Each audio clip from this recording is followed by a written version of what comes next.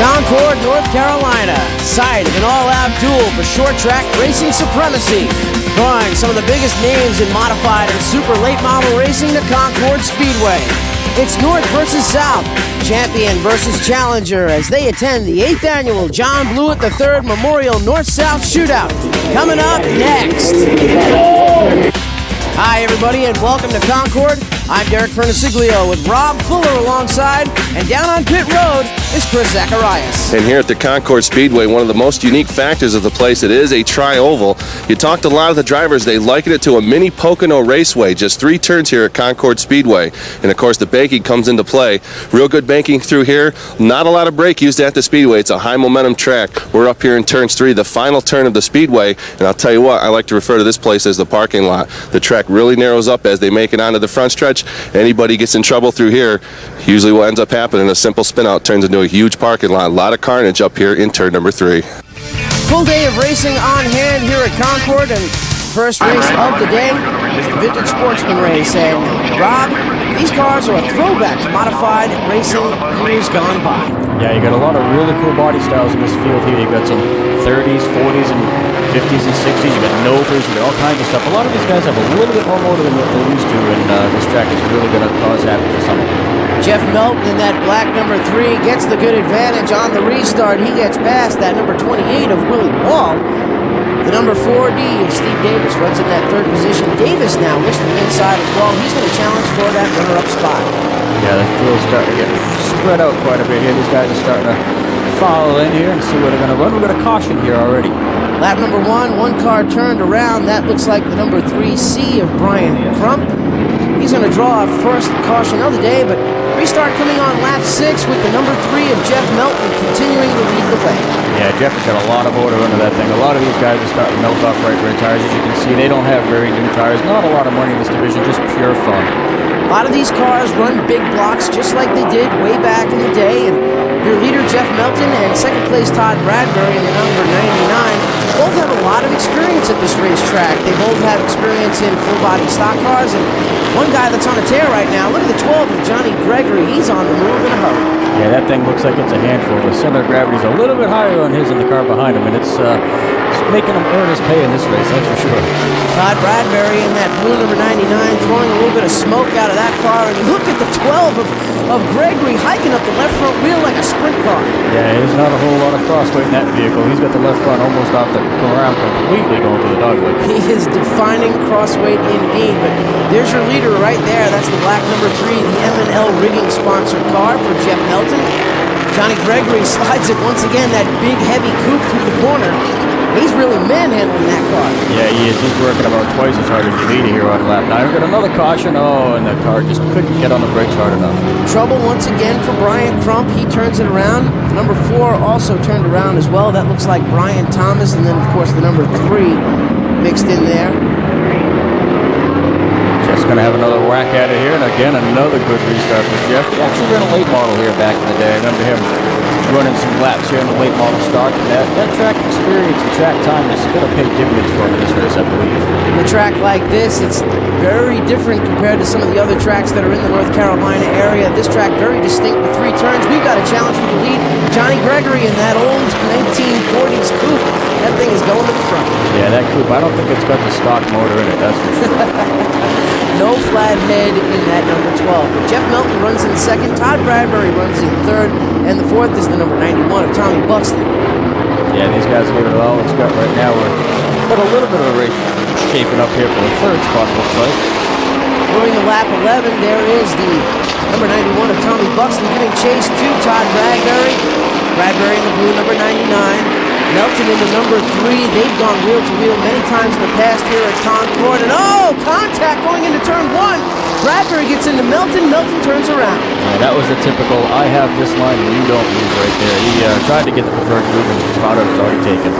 Moving back to lap 16. Now we've got the number 91 of Tommy Buxton. He's putting challenge to the 12 of Johnny Gregory. Gregory, like we said before, was defining crossweight out there. He's really making that car twist as it goes through the corners. Yeah, he's kind of a point and shoot type thing with this car. I think he not handling really good through the corners, but man, that thing is shooting down straight away. A lot of guys said that these cars come here and yes, they are vintage cars, but this is not a parade. They're really going to race. Oh yeah, these guys don't mess around. I mean, they work on their cars just as hard as anybody else. When it comes time to show what they've done, they're going to lay it out on the line. Almost going 3 wide. Johnny Gregory thought better of it. Tommy Buxton in that number 91. That baby blue looks like a Thunderbird out there, number 91. Wasn't like with the big block. Yeah, she's got a chop top, and we've got another car facing the wrong way on lap 18. Brian Thomas brings out the caution with 18 laps down. Going back now to the white flag with 1 more lap to go. 25 laps the scheduled distance in this vintage race that finds the number 91 of Tommy Buxton out in front. And look at him sailing that car. That thing must weigh at least 4,200 pounds. Tommy Buxton comes off of turn 3 for the final time. He'll pick up the win in the vintage sportsman division. Chris Zacharias is down there in victory lane to talk to him. I felt like this place, I got robbed here last year. I really felt like I got robbed, and I couldn't wait to get back here, and I just had to be real patient and drive through that traffic. Congratulations to Johnny for a good second place run. He held me off pretty good there. Had to be real patient getting off that turn up there, and I got cut off a couple times going through that trioval, and I just had to be extra careful. Well, Tommy Buxton finds redemption in victory lane. Johnny Gregory second, Todd Bradbury third, Willie Wall fourth, James Turner rounding out your top 5. 6th through 10th are Marty Spriddle, Steve Davis, Steve Irwin, Brian Thomas, and Don Burns. That's the way the top 10 will roll for the Vintage Sportsman. Ben Helms, Jeff Melton, Brian Crump, and Steve Helms round out the rest of the field. Vintage Modifieds are up next. They are the next main event to roll, and these are Modifieds from the era that we know, from the 70s. Yeah, absolutely. I've seen a lot of my heroes race cars that look just like this in the grandstands for Thompson, Stafford, all those places, but a couple cool cars in this field too. Well, last night they only got 1 heat race in, and this was the division that ran their heat race before the rains came. This is what happened to Burt Myers in this heat race last night, going down into turn 3. Yeah, that was, lost it right there. Broke a wheel or a hub or something, but that was a vicious hit getting down into turn 4. Myers was able to walk away, but later in the evening, he caught up with Chris Zacharias. Tough hit in the vintage cars, man. We were talking about it earlier. Them things don't really have rules, so them things are no joke. Them things can go fast. Yeah, they got more motor than the tour cars have got with a big carburetor and everything, but that's probably as hard as I've ever hit. It jarred me pretty good, but... that was a tough shot. You backed it in, man. That had to have hurt. It rung my bell pretty good, but I'm going to shake it off and see if I can do something with this SK and the tour car. Well, that was Johnny Sutton's biggest competition, as you see him right there in the black Zero. That car owned and operated by John Betts. This is the last lap of the vintage modified race. He picked up the win. Chris Zacharias caught up with him in victory lane. Have your hands full there when you put that pedal to the floor. It comes sideways a couple of times up off of turn number 3. No problems with there, but a couple of hairy moments. Yeah, it takes a little time to get heat in these tires, and you know, with all the power, as soon as you jump in the throttle, it's sideways. So you just gotta be careful with it. And once them tires heat up, though, and she goes, she's digging. Well, Johnny Sutton was able to dig all the way to victory lane. Darrell Gwynn comes home in second. Keith Meriday, Jim Lambert third and fourth. Fifth will go to Bill Moffitt, and Burt Myers wrecked in the heat race on Friday. He's credited with a DNF. He'll finish 6th. We've got more modified action coming up in just a little bit. The 8th annual John Blewett III Memorial North-South Shootout is up next. More modified racing when we return.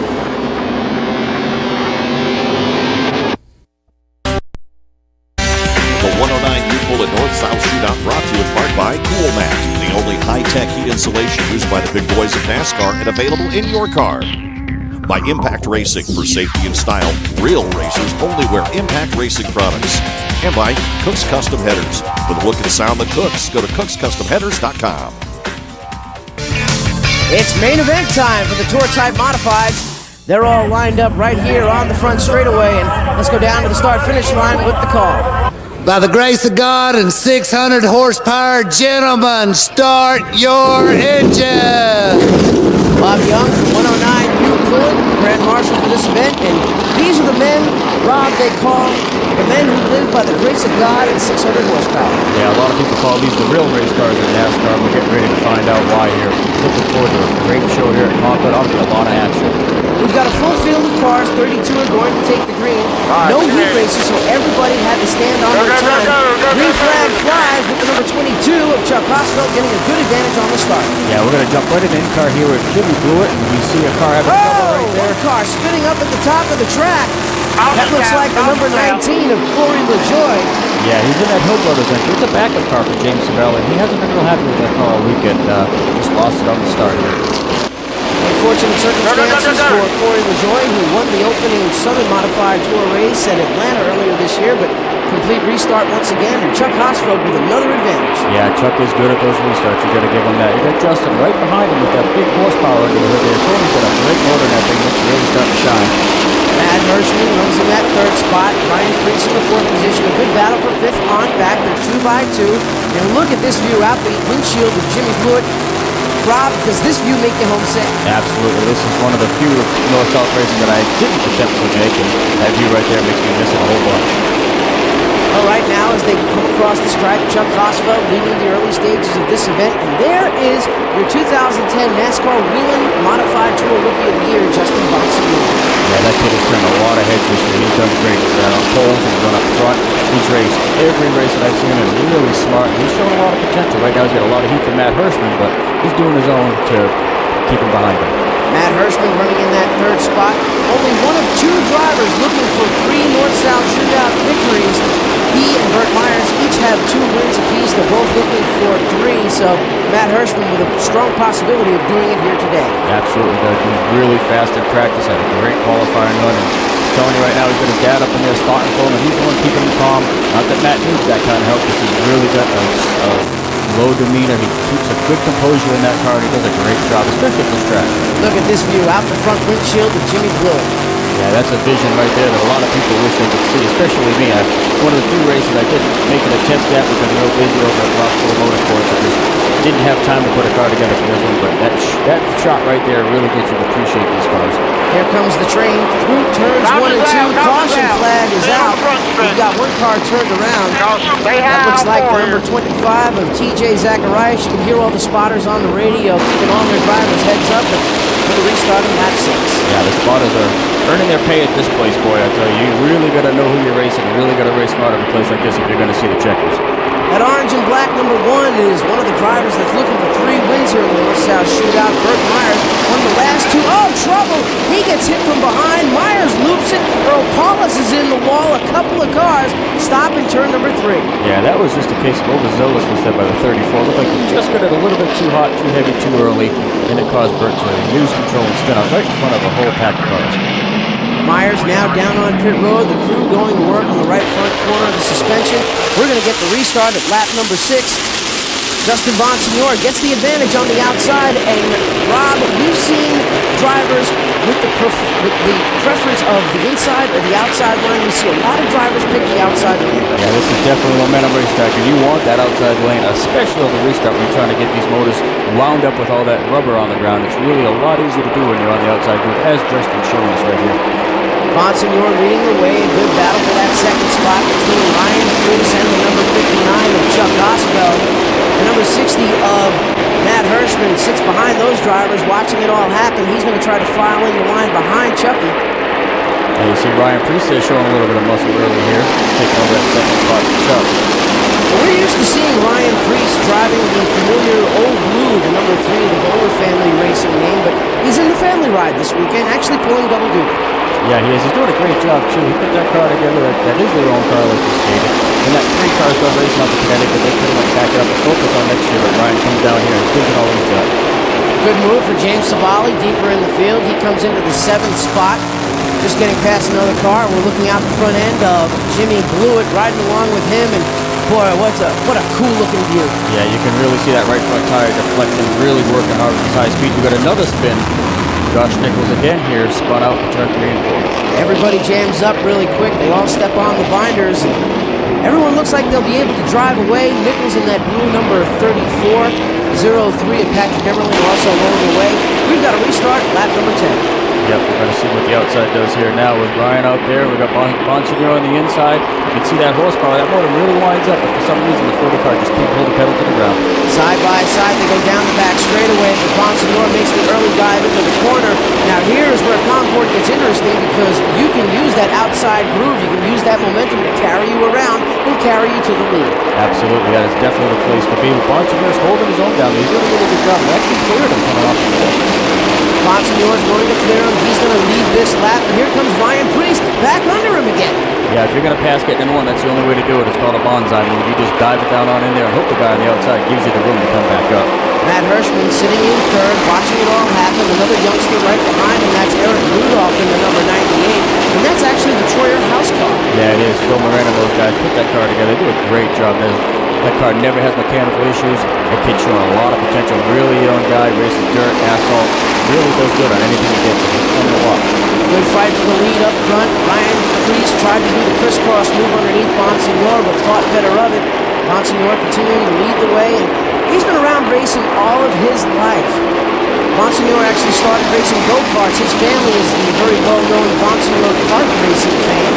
The Bonsignor family being a engine and part supplier for go-kart racing, and that's where they made their fame. And Justin Bonsignor come up through the go-karts and came up through some of the ranks at the local tracks at Riverhead Raceway. And earlier in the day, Chris Zacharias was down on pit road to talk to Justin Bonsignor.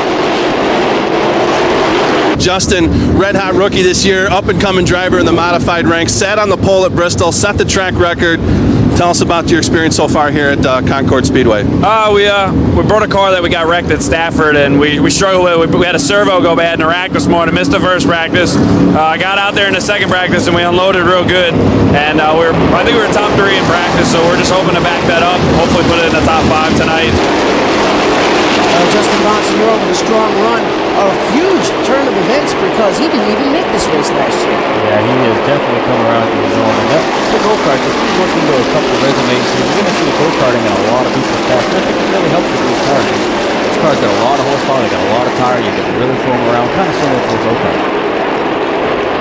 The race is called the John Blewett III Memorial, and it was made famous by the late great John Blewett III. He won the inaugural North-South Shootout, and that basically put this race on the map. Beat Jerry Marquis to the line in a photo finish, and it set the tone for the popularity of this race for years to come. Yeah, that is a great name to be associated with this North-South race. I was in that inaugural race, and John did a great job. I mean, he's always done good. I mean, everything he's done has been first class, and it's just a great thing to be established. You have the name, you've got the North-South Shootout. I mean, for a driver of the modified series to win this race, it was really one of the top trophies that the guys have put together. And Justin Bonsignor just lost the lead to Ryan Priest. Priest leads, followed by Justin Bonsignor and Matt Hirschman. More from Concord when we come back. Welcome back to the Concord Speedway, Concord, North Carolina. 24 laps into the books. Ryan Priest out in front over Justin Bonsignor, Matt Hirschman, Eric Rudolph, and Chuck Hosfeld. Yeah, these guys are doing a great job here. They're going to try to file it out here, single file. We're going to jump to Ted Crystal's in-car camera here and watch his hands on this car. You can tell Teddy's really working his butt off here to make this car work, and the sun right there is definitely going to be an issue later in this race. And we talked to Teddy earlier in the day today. Getting back to the racing here, you've won the SK portion of this, have yet to add the modified title to your career.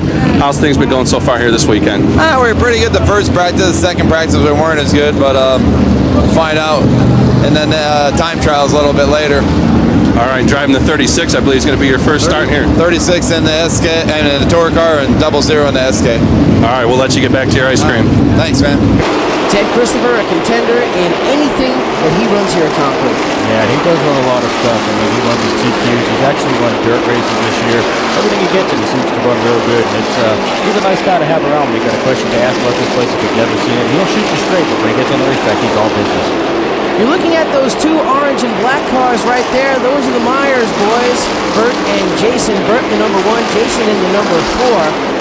And they were the stars of the hit TV show Madhouse. Brought them national attention. Yeah, they're running pretty close right there, and that's blood right there. So they got to be a little bit careful with these open roads. You see them run side by side right there. Very competitive family that they come from, and they held their own in the Southern Tour there this year. Well, they've got some competition to the inside of them. That's the 99 of Jamie Tomeno, the 1990 National Modified Champion. And Tomeno, one of the mainstays in the NASCAR Whelen Modified Tour. Yeah, he's one of the few guys that has actually won every one of these races, too. Jason Myers caught up with Chris Zacharias earlier in the day. Jason, congratulations on the win at North Wilkesboro a couple of weeks ago. I know your brothers won the last couple of races here. Not to say that you've been faster or anything, but just luck hasn't been on your side. How do you hope to turn it around here this weekend? Yeah, I mean, definitely. We've had some motor issues down here. Last year in the heat race, we had a carburetor issue, put us in the back for the feature, and then, I mean, just dodging bullets all the time. But I'm hoping we scrubbed a little bit of Bert's luck off. But hey, we'll see. We got a real fast piece this weekend, and if we can, like I say, just stay out of trouble, and we definitely got a shot to bring this trophy home. And staying out of the trouble, definitely one of the issues and one of the factors you have to watch out for here at Concord. Yeah, definitely. This place is real tricky. You're going to rely on everything. You're relying on your equipment. You're relying on your spotter. You're relying on your tires. It looks like now you're relying on the sunset because that's just another variable. These drivers do not need any extra challenges in this place because it is tricky enough as it is.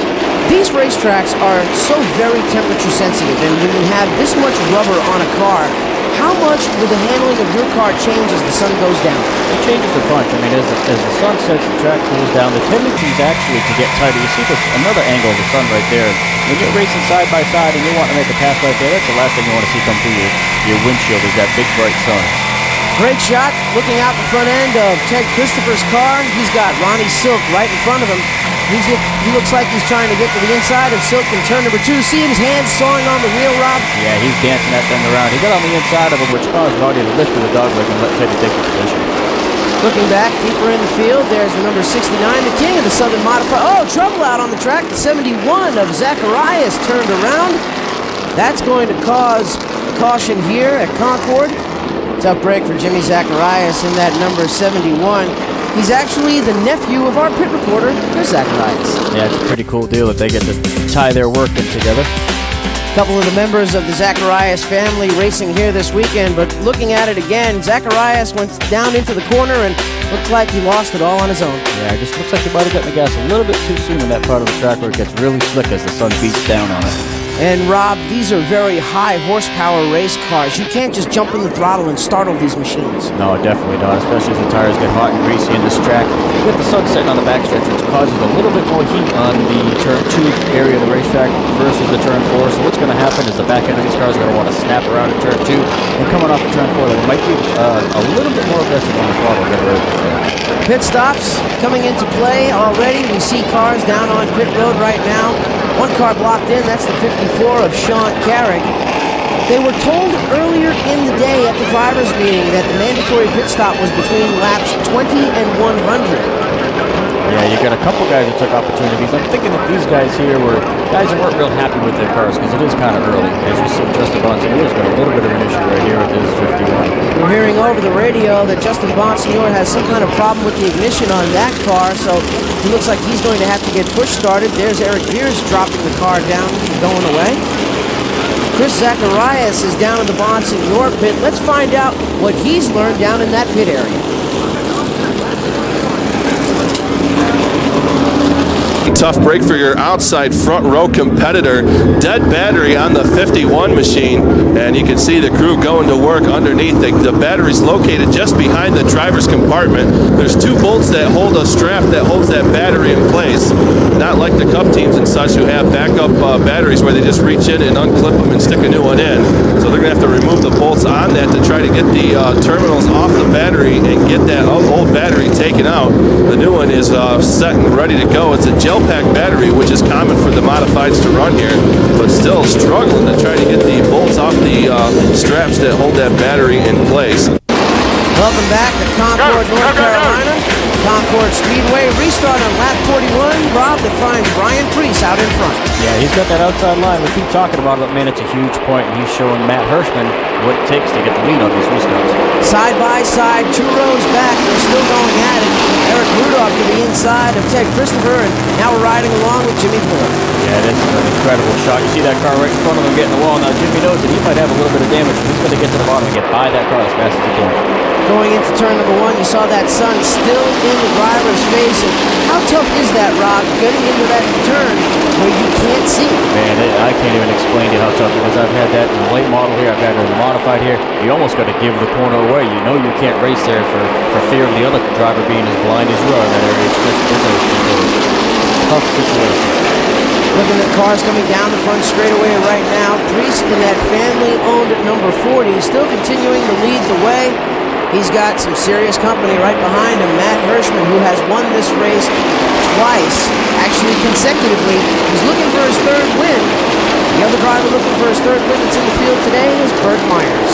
Yeah, Burt's a little bit further back. I think Matt's got a little bit of advantage on it if he's going to see the 3 in a row. But you got Chuck Hosfeld back there.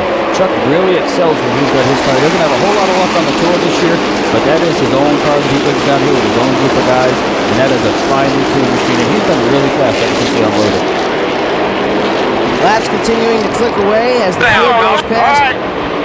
Caution flag out on the Speedway. You're gonna get the leaders in front of you. It's dead, it won't start. The motor's flat, something broke. Info. You heard Burt Myers. I reckon bring it in behind the wall. You heard Burt Myers talking to his spotter out there, and Rob, when the driver says the motor's flat, what does he mean by that?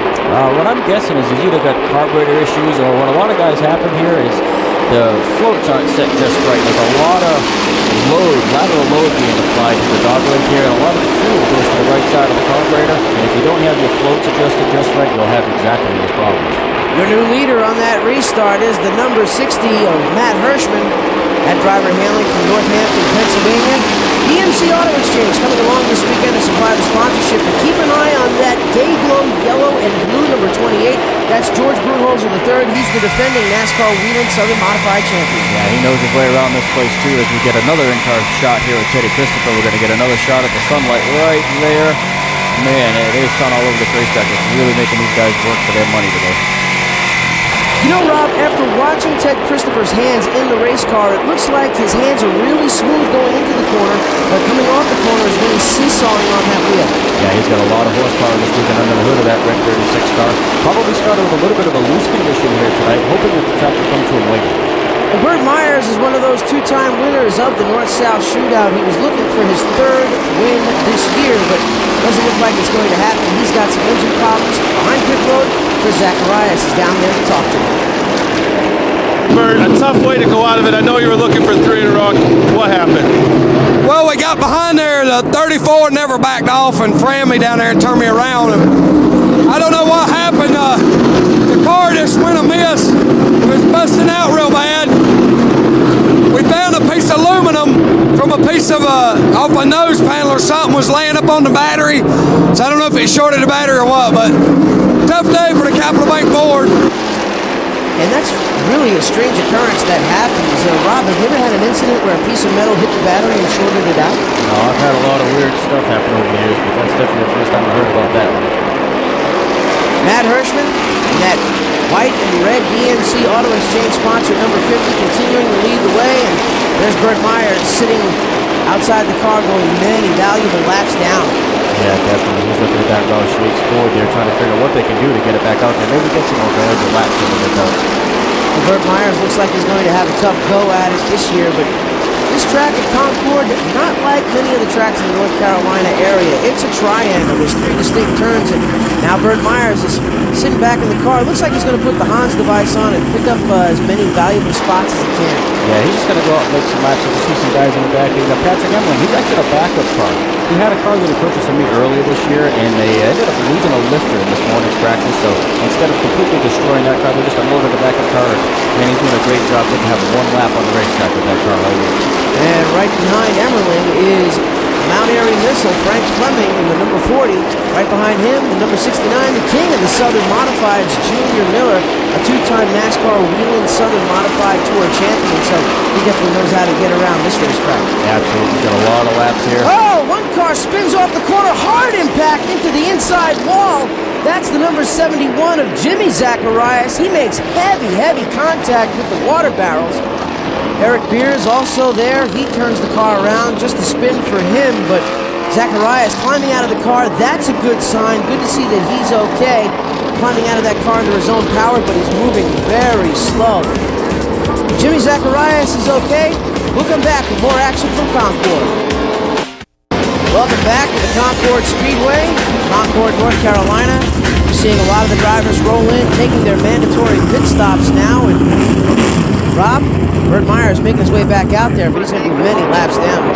Yeah, you see the carnage there from the 71 after that wreck. It's going to be interesting to see the guys with two tires. How fast can they get up from the back? And if the spotters are on their game, they'd be watching that also to get the feedback back to their drivers. Restart on lap 62. James Savali with a terrible restart. Eric Rudolph gets the advantage going into turn number 1. And Rob, like we saw earlier, that outside line on the restarts is definitely the place to be. Yeah, especially when the guy on the inside spins his tires. That's almost like a freebie. You see the 98 lead there. That's actually Hanky Baldwin racing. Tommy Baldwin has got his hands involved in this team here. He's a Cup owner, and Al Hankey owns that Mohawk Construction you see on there. And they teamed up to form the HBR Racing, and that's who they got young Eric Rudolph driving for this year. Rudolph makes the car dance off the corner just a little bit. Savali trying to work the outside, going to go around him. He's going to take the lead at the turn 1. A power move on the outside. Your new leader is the number 79 of James Savali in the Coors Light sponsored entry. Yeah, he's doing a great job. He's actually got a little bit of wood now. He can kind of see what his car is doing and line it out, kind of look in his mirror, see where he's getting beat, and see where his gains are. And he's actually on those purple Draco springs that just started running this year in the modifieds, and it's nice to see that car run up front on those springs. James Savali, one of the few drivers that splits his time between racing in both the Wheeling Northern and Southern Modified Tours. Almost picked up the Southern Modified Tour Championship, but ran into problems in the last race of the season, and that allowed Burt Myers to pick up the 2010 Southern Modified Tour title. And there's the blue number 34 of Josh Nichols, and that's a brand new team for him. Yeah, Josh here, I ran this racetrack here last year, and he actually out-qualified me by 3/1000ths of a second. That caused me to run a heat race, so we're going to qualify in 6. And Josh is a heck of a qualifier. He's always seems to be up front, and hopefully getting into some new equipment will let him run up front here. It's nice to see him running in the top 5 or 6 here at the beginning part of this race. Well, he recently got hooked up with a brand new car owner. The guy's name is Glenn Ryerson. He's actually a New York City fireman and a survivor of the terrorist attacks at 9/11. Once he retired, he said, I want to go modified racing, and bought a modified, got hooked up with Josh Nichols, and now this is one of the best pieces of equipment for Josh Nichols to be in. Yeah, that's a great story right there. It's a great division, and it's nice to hear when good people get involved in a division like this, and hopefully you see good things out of that team this year. Number 98 of Eric Rudolph, slowly but surely starting to back up lap after lap, but action now going to that leader of that line of cars. That's the 76 of Jimmy Blewett, and look at Josh Nichols trying to get to the bottom of Blewett and Carey. Yeah, he's really being aggressive getting down into turn 3, which is causing him to get to the throttle late off before where these guys are beating him. If he can get that throttle down coming off before on that low line, he might have something for him, but again, you see that outside lane prevailing down the back straight. That's second, third, and fourth running right there. James Savali continuing to be your leader. A good battle for that 4th spot right now. Ryan Priest trying to get to the inside of Carrigan. Do you think Ryan Priest went to school on Josh Nichols? He saw Nichols pulling down to the inside going into 3 lap after lap, but he stayed up the last lap, and that allowed Priest to get to the bottom. Yeah, you see where Priest is down. He's kind of holding up first now. That's the thing. You got to get the throttle down on these big horsepower cars. They got a lot of tire. It's a lot of drag on the ground. So if he can pull this one off, it'll be pretty impressive. 34 getting freight train to the inside. Matt Hirschman gets on past. He's going to move up 1 spot. Now he goes to the inside of Sean Carrick. Sean Carrick, a regular at the Wall Township Speedway. Great battle up front, Rob. Yeah, they are really going at it, and it's actually, this is where you try to see, you look back and you find the 98 car, he's way back in the pack. He didn't take tires like the rest of these guys did. He's really paying for it now. You see him back there running in the 12th spot. Right now, that black number 40 of Ryan Priest looks really good as it tries to hook up on the bottom. Priest has been fast in the low line all day. You see him down on the bottom of the corner going into turn number 3, but Jimmy Blewett's going to try to crisscross coming off. Yeah, that 40 car's strong, man. If he can come off the corner like that, off the turn 4, and make that thing stick like he just did, and you see it. You can see how good that car was because it really flexes its muscle on the back straight. Rob, how much of an issue is getting loose off of turn 3 at this racetrack? We see a lot of guys try to make that left turn to get underneath someone coming off the final corner here, but as they lay into the throttle, the back end gets loose. Yeah, a lot of times what causes that is a tight tendency to get the wheel cranked an awful lot, actually too much. So what happens when they put the throttle down with the wheel cranked, it's what's called a push loose. And you see the back end snap around while the driver's still got a lot of wheel input put in, and it's not a very good characteristic. This track right here, you've got to be loose through the dog leg to come off the turn 4. And how much does that test your nerve, knowing that you've got to go through turn number 2 or the dog leg on the back straightaway with your foot to the floor? Oh, it'll make the hair on the back of your neck stand up, that's for sure. Oh, contact here on the front straightaway. Two cars getting together. That looked like the number 98 of Eric Rudolph involved. 03 of Patrick Emmerling also involved as well. Yeah, you see on the restart here, we've got a little bit of wheel spin there back in the 5th spot, which causes the cars to pack up here, getting into turn 1, taking the green. Restart on lap number 79. Finds car number 79 out in front. Good battle for that second spot. Matt Hirschman trying the outside of Ryan Preece. Preece has been working good on the bottom. Hirschman is working good on the top. Yeah, he is. Preece has got to be careful, though. Down on the bottom, you're really using your tires, and he doesn't want to do that if he just put tires on about 25 laps ago. They got to make it the rest of the race. We've seen a lot of strategies work at this race over the years. Rob, which strategy works best? Do you pit early, get your gas in your tires, and stay out for the rest of the race? Or do you stay out, hope for a late race caution, and then make a late race charge? At this track, usually there's a lot of caution, so you got to pick and choose what you want to do. Me, myself, I would like to run, let me see what my car's going to do after 40 laps, let me come in and get tires, leave it up to me to take care of my tires, and then I can go race at the end. You're really rolling the dice if you try to start way in the back, especially on a racetrack like this, with about 30 or 40 laps to go. I don't think it's going to give you enough time. As the laps click away, it looks like James Savali is slowly but surely backing up to the bumper of Matt Hirschman. Looks like as that car keeps on going and gets into the longer run, it gets slower. Yeah, he might have some handling issues here. This long inside run is really letting these guys fill out their race car. Converse with their crew chief on what they're going to need for changes if they haven't pitted yet. We'll have to see who makes adjustments here on this next caution. Rob, these cars are not like the average street car that you'd see on your highway and byway today in America. They're not like a full-fendered car you'd see racing on Sunday afternoon. These cars are their own design. How many car builders are there? There's probably 3 of the major car builders. You've got the RE cars, you've got the CD cars, and you've got the Troyer cars. Looks like Troyer's got the top 4 cars. Nope, the guy leading has got another car actually. But Troyer's probably got 50% of the field out there. So those 3 different manufacturers have the field covered right now. James Savali driving the Raceworks chassis. 2nd, 3rd, and 4th all racing that preferred Troyer chassis that has been around for many, many years. Good 4-car battle right here. That's the first 4 positions on the track. Nobody really making any big moves just yet. No, not yet. It's kind of early. You see that 4th place car there, Kevin Christopher. We noted that he started way in the back. I think he's made his pit stop now. He's getting ready to make his charge to the front. He's not the most patient guy out there, so it's ought to be interesting if we get to catch those top 3.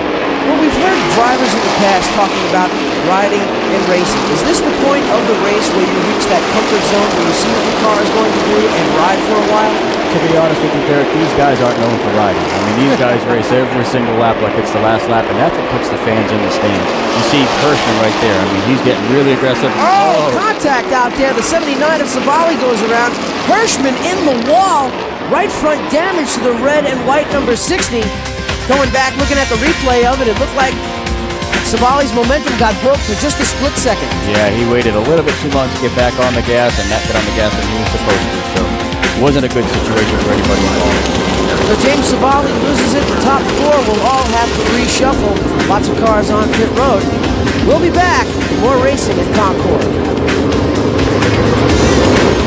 Welcome back to Concord Speedway, Concord, North Carolina, for the 8th annual John Blewett III Memorial North-South Shootout. There is Ryan Preece. Yeah, it wasn't the way he wanted to end his day, but go back green here, and you're going to see TC. He's going to start putting on heat with these guys because he's starting to run out of time. The rest of the top 5 shuffled the deck on the restart. Your new leader is the number 93 of Rowan Pennick. One car on the top of turn number 2. That's Savali again. He draws another caution. Yeah, something must have happened. He must have got up in the loose stuff there and just drove it right into the turn 2 wall. Looking at the restart on lap number 89, Rowan Penna continues to hold. Oh, trouble for Ted Christopher. A bunch of cars piling into this mess. Josh Nichols involved, Chuck Hosfeld involved, Goodale also, Zach Brewer. We've got a mess. Yeah, you see the remains of Teddy Christopher's car there. That's too bad. He had a fast car. Looked like him and Rowan were just going for the same piece of real estate. That's a tricky entry, man, when you're going into turn one on the restart too wide. Restart on lap 89 that finds the number 28 of George Brunholzer III coming to the point. Ronnie Silk in that white number 6 in the second spot. Sean Carrick and Tommy Farrell are third and fourth. And Rob, you talked about go-kart racing before, how some of these drivers out there have go-kart racing experience. Well, the guy sitting in second, Ronnie Silk, actually raced with guys like Sam Hornish and Danica Patrick when they were coming up through the ranks. Yeah, those go-karts, it's hard to beat them. And these things simulate go-karts. They're real darty, they got real quick response time, they got a lot of power, they got a lot of horsepower to weight ratio. George Brunholzer here, we got lead now. That's not a good sight for the rest of the people. This guy here, when he starts getting in the lead at Concord, it could be lights out for everybody else. And this track definitely owes George Brunholzer III a victory. George Brunholzer III came here 2 years ago, started dead last, came through the field only to fall one spot short at the end. Came back to the shootout again last year, and the same thing happened. He fell one spot short at the end as well. We're going to go down to Chris Zacharias on pit road with James Savali. Tell us what happened. We were playing with tires, trying to get the stagger right. We were swapping them front to back. We can't put new ones on, so we swapping tires around, went back out, came back in. We must have ran something over and go down to turn one on the restart, right front, went soft. Rob, they can't put a brand new tire on the car, but you heard him say that they were swapping the left side tires.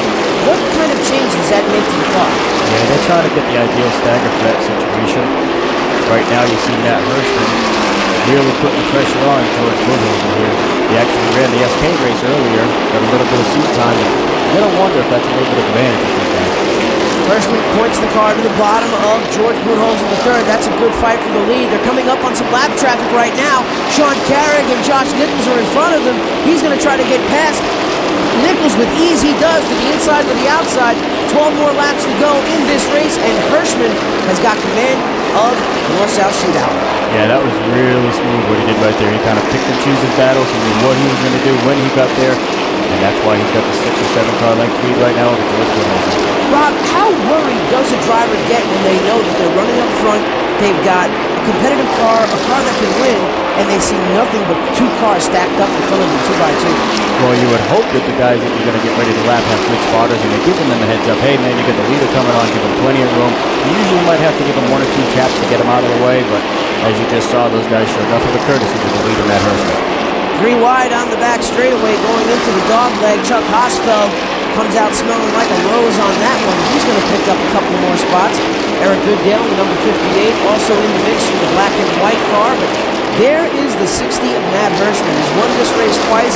He's only one of 2 drivers in the field today trying to get 3 North-South Shootout victories. Man, I tell you, what an accomplishment that would be from that shelf right there would be a North-South Shootout trophy, let alone his 3rd one.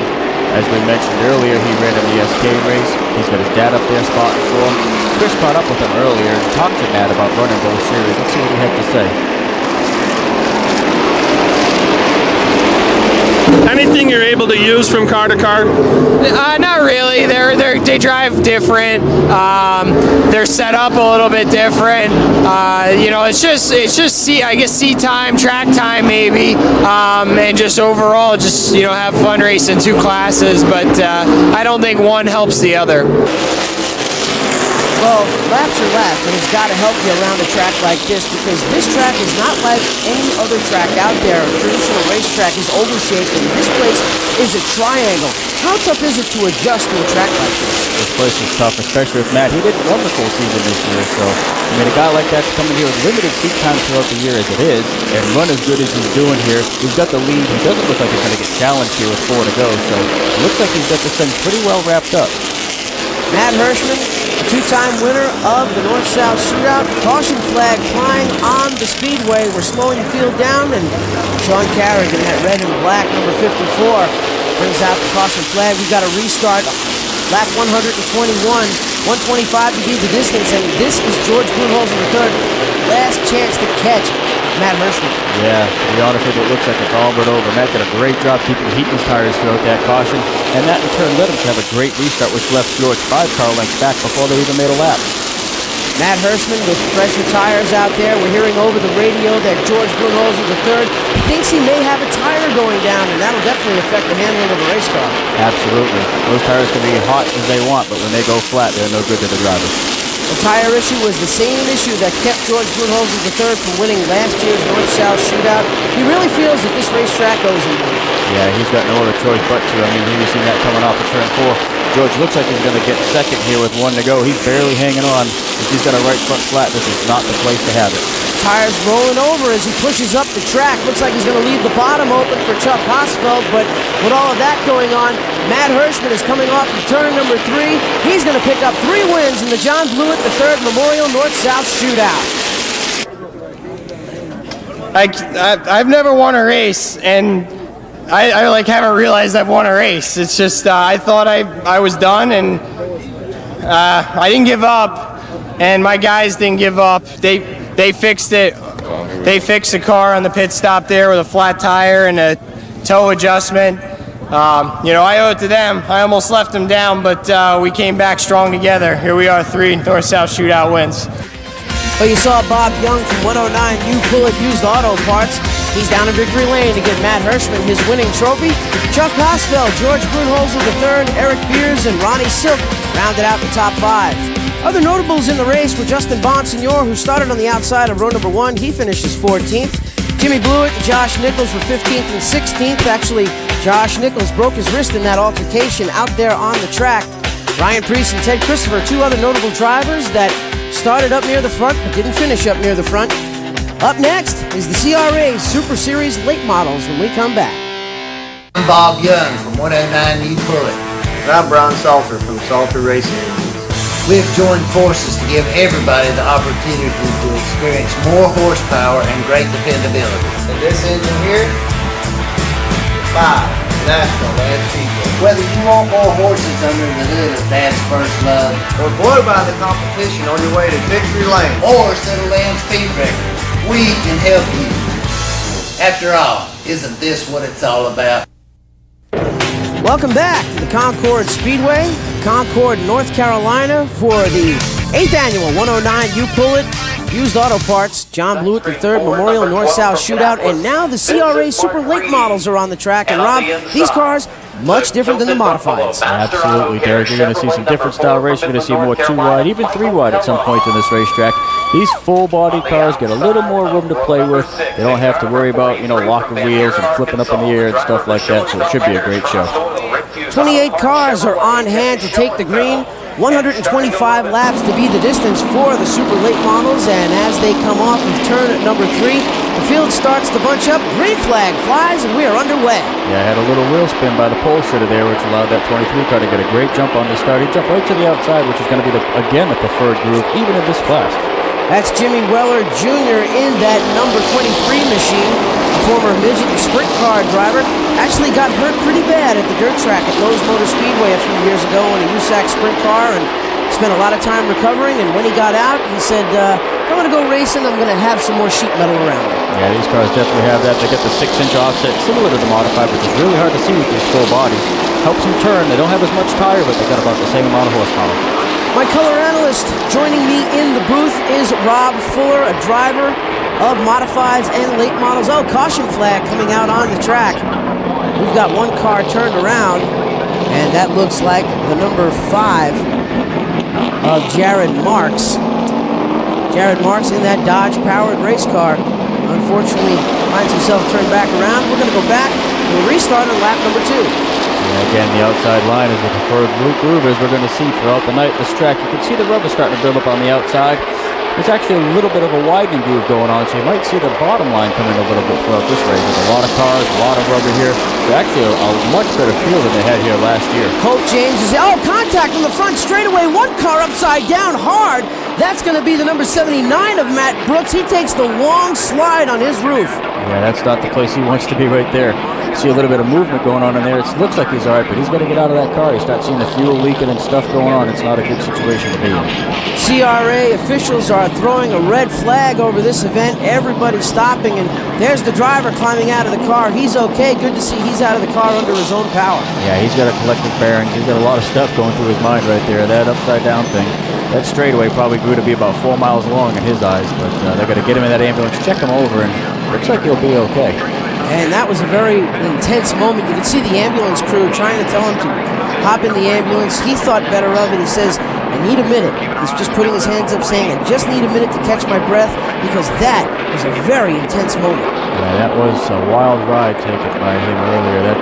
He's still got to get his helmet off and let people that know what they're doing look at him. Let the people do their job. That's the best thing to do. And looking back at the replay of it right here at the start-finish line, bang! Our start-finish line camera gets taken out. You can see right there, just doesn't look like the spotter let him know he was out there, and that car, that 8 car I think it was, came right up on him and just no place to go and just climbed that wall.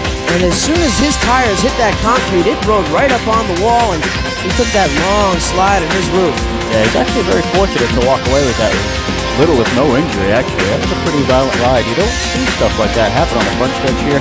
Usually at Concord, that tends to happen on the back stretch, but he's very fortunate to walk out of that unscathed. And Matt Brooks is able to walk away. He actually had one of his family members, Kenny Brooks Jr., take a very similar ride down the front straightaway on his roof years ago in a late model. And here it is from the onboard of number 67 of Jeff Fultz. They're all coming down the front straightaway. Rob, take us through it. Yeah, it looks like I said earlier, they just didn't let him know he was on the outside. Fultz did a really nice evasive maneuver to get down on the inside to make it as small of an incident as possible. And again, man, hats off to the camera crew. What a perfect place to have a camera right there. But unfortunately, that one won't be going home. And right about here is where our Masters TV television camera gets taken out and goes to black. Has anything like that ever happened before in your young racing career, Ryan? I've never done that before. Nothing stupid like that. But I don't know. It's just confusing. I don't know. I don't know. It's just a stupid move on my part. Green. And you can definitely hear the frustration in Ryan Blaney's voice, because there was a lot of times he said, I don't know. Yeah, absolutely, man. It's just experience, and you can't buy experience. You can have all the money and all the flash, but you got to have laps, and you got to race with these guys. And when you move up a little bit, you got to be able to feel somebody out there and give yourself enough time to get off of them before something like that happens. You're riding on board with Jeff Fultz, looking at Jimmy Weller in the number 23. This is out the windshield, and my color analyst, Rob Fuller, has been a veteran of modified racing and late model racing. And Rob, you've driven both cars. What's the big difference between driving the two of them? Yeah, when we were on the inside of Fultz's car there, you could hear how long he's off the gas. Not the case with those modifieds. You put that throttle down, you're wide open through the dogleg, you drive it down into turn 3, get on the gas nice and soon, because all you got is a bunch of tires. Those tires, 4 of them stacked up is over 6 feet tall, Derek. These tires here, 4 of them stacked up is barely 5 feet. So that's a lot more rubber they got on those modifieds, and they use it at a place like this. And like we were saying earlier, this is not like any other track. Oh, another caution out on the track. Cars sliding into the melee. Scott Hanson's involved, and there is the 26 of Preston Pelletier. Everybody rolling away slowly. Yeah, not a whole lot of damage there as we get back to green. You got Fultz who's starting the field. He was on the inside, which might not be the preferred groove. Looks like he might be able to make it work. That car is strong tonight. Jeff Fultz in the Werecrete Diamond Concrete Polishing Ford, leading the charge down the back straightaway. Jimmy Weller in second. Ross Kenseth, second generation driver. His dad is Matt Kenseth as the caution flag flies once again. Multi-car incident on the back straightaway. A couple of cars involved. We're under caution here at the Concord Speedway in the North-South Shootout. Welcome back to the 8th annual John Blewett III Memorial North-South Shootout, Concord Speedway in Concord, North Carolina. It's the CRA Super Series portion of the evening for the CRA Super Late Models. Restart. Oh, Jimmy Weller gets wiggly on the start. Yeah, not enough heat in those tires for this restart. We've seen that a lot tonight. You would think that these other guys' spotters are watching and letting these guys know, hey man, easy on the throttle, get a lot of heat in that thing before the green flag drops. Ross Kenseth, second generation driver, moves into that second position. Jimmy Weller holding off the challenges of a pack of cars behind him. Yeah, that's one thing these guys don't want to see is Jeff Fultz out with a half a track lead like that. He's checking out and looking really good. Fourth place right now is the number 1X of Corey Williams, and that's the Levitt House car, but the man turning the wrenches is Jerry Babb, and if that name sounds familiar, he was the man who was the crew chief for Mike Stefanik through all of his Busch North success. Yeah, that Levitt car, man, I walked by that thing and looked at it. It is a nice piece. Great craftsmanship out of that Levitt shop. They actually built that right at the race shop. Stevie Sr. and Stevie Jr. have been doing this for a long time. You're not going to find a nicer car than that 1X out there today. Corey Williams going side by side with Bobby Meesmer Jr. Meesmer is one of the local drivers from Concord. He usually races in the pro late model class. And when you race at a track like this, which is different from any other track that you race at, how crucial is it to have that local knowledge? Yeah, this is track time here. There's no substitute for it, that's for sure there. These guys here, they got a lot of laps. They know the groove. There's a guy there, Kevin Love. I used to race against him back in the 90s, so that guy's got a lot of laps here, and that just pays dividends against these other guys that don't have as much experience at this track. Kevin Love, a multi-time champion here at the Concord Speedway. Side by side goes Michael Pila and Corey Williams. Corey Williams is going to backslide one spot as Colt James is now looking underneath him. Yeah, they got a long ways to go here. They don't want to be burning up their equipment this early in the race. Corey's playing it smart. He's going to file in. He's going to see what his car will do and not overdrive it, which might lead to trouble, especially at a place like this. When you race at a track like Concord, which has 3 different turns, how do you set your car up? Do you give up one corner? Do you concentrate on another? Or do you just hopefully try to get it close for all 3?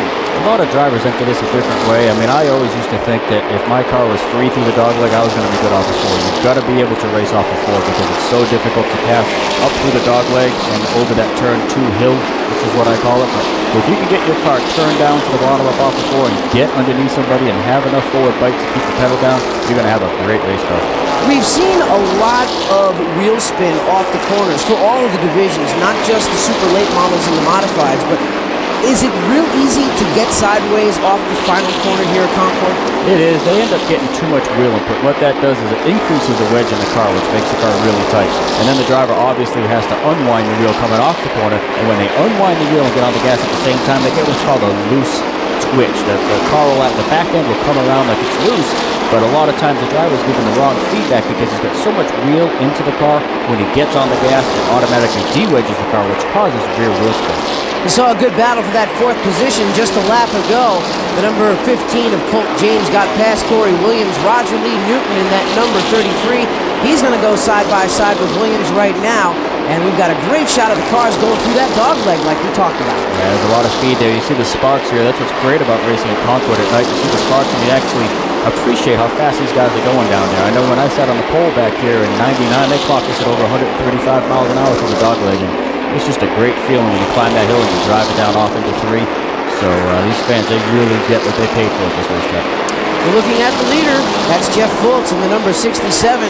Driving a Ford out there, being chased by another Ford, Ross Kenseth in that number 25 machine. And this is Ross Kenseth's very first race ever here at the Concord Speedway, and definitely getting around the track with the prowess of a veteran. Absolutely. Couldn't have a better guy to follow right there. So hopefully he's kind of taking notes on what Jeff's doing and where Jeff's moving. And not only that, but it looks like he's catching him a little bit, so he's going to have to race himself. Picking up his weak points and his strong points is what he needs to be doing right now. And granted, he's got the last name, but you can't buy talent. He's done a great job all year. A lot of wins to his credit with that Pathfinder chassis with the Draco springs under it. And you just can't say enough about what he's been doing here tonight. And if you beat Jeff Fultz, you've really done something. Jeff Fultz is a 3-time NASCAR Southeast Series champion when they did have the elite divisions. The winningest driver in that series. He also has ARCA wins to his credit. And as a matter of fact, Jeff Fultz won this race 1 year ago. Yeah, it is. I've been to his shop, and it almost looks like a trophy place. I mean, it looks like a place you walk in there and you design your own trophy. He's got so much chrome in that joint. Yeah, so lack of experience definitely isn't an issue in that 67. And speaking of trophies, earlier today, Chris Zacharias got caught up with a man who's got quite a few trophies, and they call him Mr. Excitement. You got to be loving this. I am. You know, I've always been away. This is the first year I've been able to come to the North Star Shootout. Concord does a good job, and you know, I get excited when I see the modifieds. We did some races this year. TV race, went back to Stafford, Thompson, went to Langley Field, and you know, this is a pretty neat deal, bringing the North and the South together. You know, the sport mods, real modifieds, and then also the CRA cars. So I'm excited about this weekend. Well, Jimmy Spencer, a race fan indeed, and he definitely was very excited to work with the modified community again for all of those TV broadcasts. Yeah, he spends a lot of time on TV. My family's known the Spencer family forever. They go way back in the modifieds, and seen a couple interesting duels between my father, Bobby, and my uncle Jeff, and Jimmy Spencer. It's definitely made for awesome entertainment back in the day. They didn't call him Mr. Excitement for nothing, but going back to the late model guys, here's Jeff Fultz out in front. Ross Kenseth in that number 25 right behind him, and they're coming up on that orange and white number 72 of Scott Hance, and Scott Hance, he's no slouch either.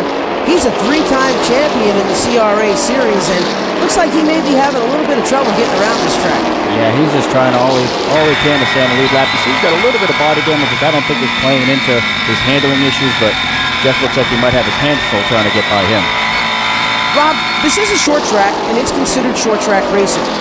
They do run full fenders on these cars. These cars actually have to go through body templates, but how much aerodynamics come into play on a short track? I believe anything over 75 miles an hour, you're going to have handling issues with aero. I mean, you need the front end on these cars to generate downforce, especially these guys these days. A lot of these guys have a lot of buddies that either lost a job on a cup team or somebody that helps them out that works at a Hendrick Motorsports or it's giving them the soft spring big bar setup, and especially with that setup you need as much downforce on the front end of your car as you can to generate as much grip because you're running practically no springs. That small spring big bar setup that you were talking about is what has commonly been known as coil binding in the Cup Garage. Oh, trouble. Two cars at the top of turn number 3, one driving away. The caution flag flying here at Concord as the number 58 of John Kaufman finds himself parked up at the top of the turn. The number 58 Team Marine Chevrolet. Doesn't look like a lot of damage to those cars, but here come the field down to their pit stops. Yeah, right here, Derek, you're going to see them make their adjustments. Need to really fine-tune what they got going on right here. Hopefully the crew made the right adjustments and they can go out and finish this race with the tires they're putting on right now. See the number 43 of Dennis Schoenfeld. Another one of those drivers with a lot of local knowledge here at the Concord Speedway. Actually ran a lot of those Big Ten races back in the late 90s. We've got a restart on lap 48. Yeah, Jeff Fultz did a great job on that restart. He's really doing a good job keeping his tires in race condition. You're hearing that radio conversation between Ross Kenseth and his spotter out there. Kenseth losing one spot on that restart to Roger Lee Newton. And at this type of track, Rob, how important is it to have a spotter? Man, a spotter earns his pay at this place. You heard how frantic he was, yelling outside, outside, outside. That's a hairy spot on the racetrack. All right, we'll be fine. Clear by 2. You hear him clear by 2. That's 2 car lengths. That lets him know that, hey, if you want to lay back a little bit, get down in the corner, take your time. You don't have a whole lot of pressure out the back. And Rob, you're a driver. You've had many laps at this racetrack and other racetracks in general. What are some of the things that you're looking for your spotter to tell you? He's got to let me know where I'm getting beat. He's got to let me know. I call it the ABCs. You got to let them know when they're at your A post. They'll say your door. They'll say your quarter. Then they'll say clear. You know, they'll let you know there's a difference between looking and inside. If he's just looking, that means he broke his line. He's taking a different entry into the corner just to make you aware so that you don't do anything erratic coming off the corner. But I've had a couple of spotters at this place that I would just rather keep him at home. But one spotter that I had was my Uncle Jeff, and he knew what it took. It's really important to have a guy that's actually raced at that racetrack to spot for you. Man, he can be super valuable to you at a place like this. And Jeff Fuller, one of those drivers that came up through the ranks in the NASCAR Modifieds and eventually moved on to the NASCAR Busch Series and picked up a win. Yeah, he did. He won at Bristol after he sat on the pole, actually. It was the same day that his wife, Liz, gave birth to my cousin. So it was a big day in the Fuller family. A big day indeed. And we've got cars all over the track using multiple grooves. One car slow down onto pit road. That's the number 58 of John Kaufman, the Team Marine Chevrolet. So he was the cause of our last caution, and now he's coming down pit road very slowly. Yeah, the guys that get that thing taken care of quite to his liking. Either that or he's got more issues than he really thought, and didn't realize him until he got up to speed. Roger Lee Newton, one of the local drivers, has caught Jeff Fultz as he chases him down the back straightaway. Yellow. Caution flag flying. And we've got one car stopped in the top of turn number 3. That is the 158, the car being driven by Daniel Webster. So the yellow flag flies on lap 56. We'll be back to Concord in just a moment. Back here at the Concord Speedway, Concord, North Carolina, and Jeff Fultz down on pit road, seeing some service from the crew. Yeah, he's got a little bit of work to do. Looks like he'll change right side tires. Don't see a whole lot of adjustments going on. Looks like it's just a routine pit stop for the 67. Oh, you see somebody going underneath the left front there. Looks like it could be a sway bar adjustment or maybe a wedge adjustment, depending on tendencies of the car. And it looked like one of the crew guys had some trouble on that right rear tire, a little slow getting it on.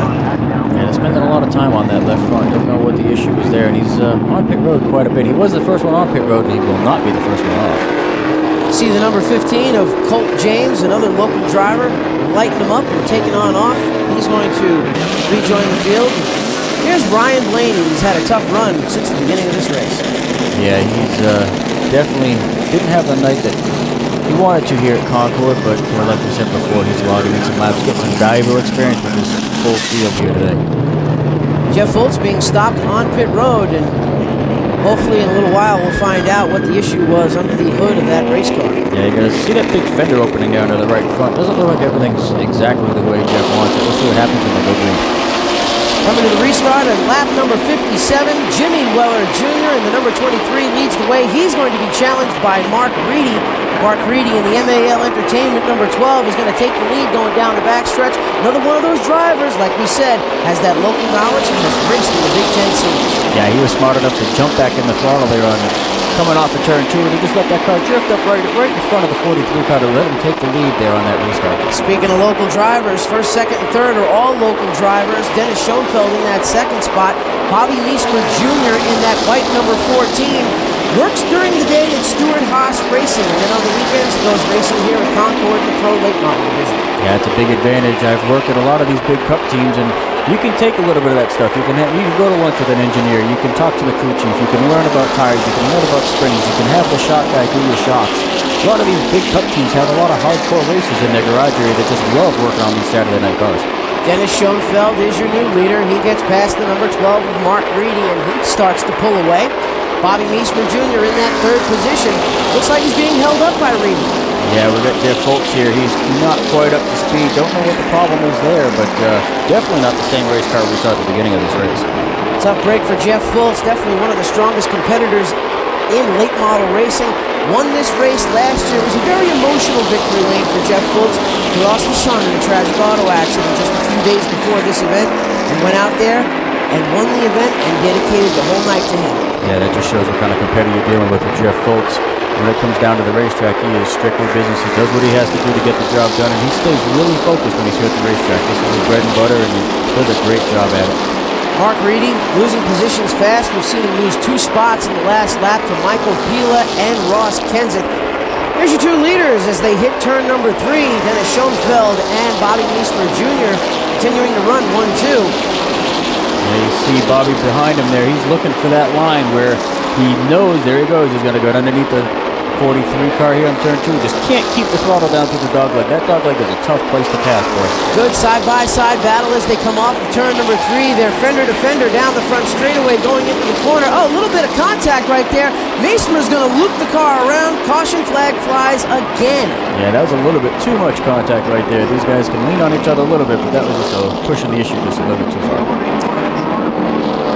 Bad deal for Bobby Meismer Jr., who was very excited about going into this race, picked up the pole for the event, and you can see going down into turn number 1, looks like a little bit of contact was made. Yeah, both of them wanted that preferred groove. You got to hug that yellow line getting in there and then just drive it up to the wall, and they both can't be at the yellow line at the same time, and that's the result.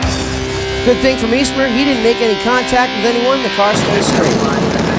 And here you see Jeff Fultz coming back on pit road, not quite happy with the way that car is handled. They must have an issue there because it's not like Fultz to keep coming in like this, especially with how dominant that car was at the beginning of the race. You see them lifting up the hood, going to the left front again. They got some kind of suspension issue with the 67. We've been tuning in on Jeff Fultz's radio chatter, and let's hope we can pick up what's going on down there with that number 67 machine. How many laps down is Blaney? Can we push this behind the wall and change the spindle quick and get back out there? He's only 3 laps down.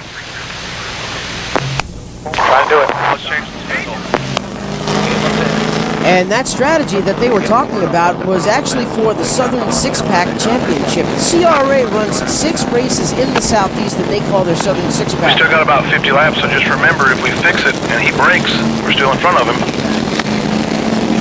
And right now they're talking about the strategy between Ryan Blaney and Jeff Fultz because they're both battling for that Southern Six-Pack Championship. Yeah, Derek, it goes back to what I talked to. Jeff Fultz knows that he's down, but he's definitely not out when it comes to the points. And he's sitting in that seat right now thinking, okay, what can I do to make this day a little bit better than the way it's going? So he's definitely a competitive guy. Looks like they might actually attempt to change the spindle right here on pit road. Well, you saw Ryan Blaney pull in front of Jeff Fultz, and his car definitely looked more worse for the wear than Fultz's car did, but Ryan Blaney is able to keep his car rolling where Jeff Fultz now has to park it and work on it. Yeah, that spindle, it sounds like a small issue, but it is. There's a lot of stuff connected to that spindle. You've got shock mounts, you've got brake calipers, you've got all kinds of stuff connected to that spindle. And unless he's got a spindle there with exactly the same mounts that are on the car right now, he's not going to have a spare.